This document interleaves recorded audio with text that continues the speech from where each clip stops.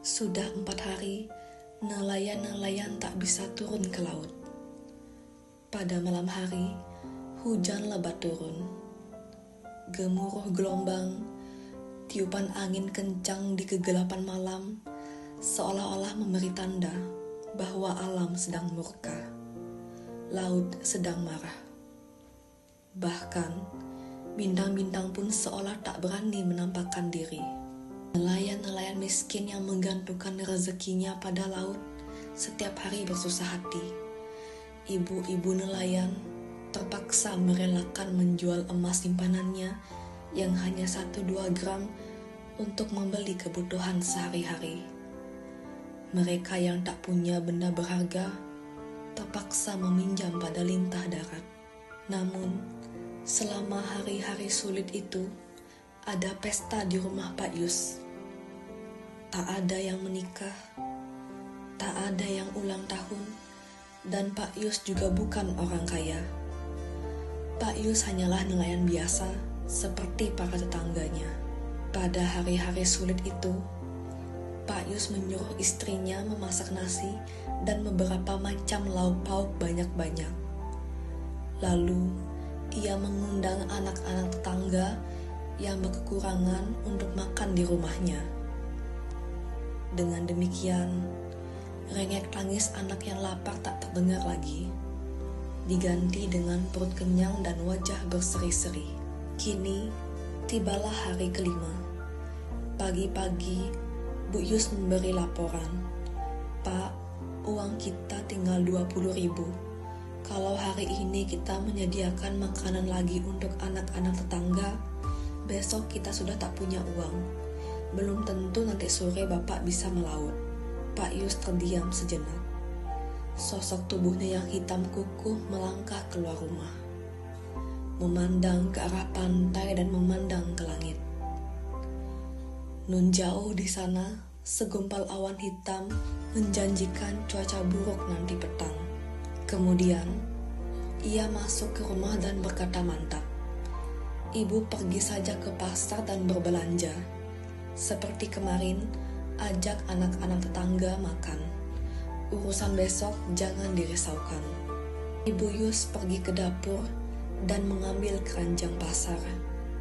Seperti biasa, ia patuh pada perintah suaminya. Selama ini, Pak Yus sanggup mengatasi kesulitan apapun. Sementara itu, Pak Yus masuk ke kamar dan berdoa. Ia mohon agar Tuhan memberikan cuaca yang baik nanti petang dan malam. Dengan demikian, para nelayan bisa pergi ke laut menangkap ikan dan besok ada cukup makanan untuk seisi desa. Siang harinya, anak-anak makan di rumah Pak Yus. Mereka bergembira. Setelah selesai, mereka menyalami Pak dan Bu Yus lalu mengucapkan terima kasih. "Pak Yus, apakah besok kami boleh makan di sini lagi?" Seorang gadis kecil yang menggendong adiknya bertanya. Matanya yang besar hitam memandang penuh harap. Ibu Yus tersenyum sedih. Ia tak tahu harus menjawab apa. Tapi dengan mantap, dengan suaranya yang besar dan berat, Pak Yus berkata, "Tidak, Titi. Besok kamu makan di rumahmu dan semua anak ini akan makan enak di rumahnya masing-masing." Titi dan adiknya tersenyum. Mereka percaya pada perkataan Pak Yus. Pak Yus nelayan berpengalaman. Mungkin ia tahu bahwa nanti malam cuaca akan cerah dan para nelayan akan panen ikan. Kira-kira jam 4 petang, Pak Yus keluar rumah dan memandang ke pantai.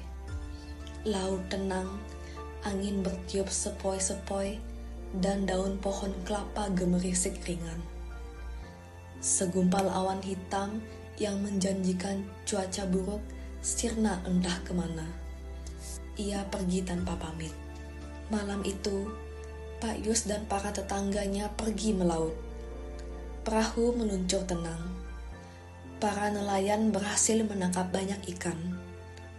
Ketika fajar merekah, perahu-perahu mereka menuju pantai dan disambut oleh para anggota keluarga dengan gembira.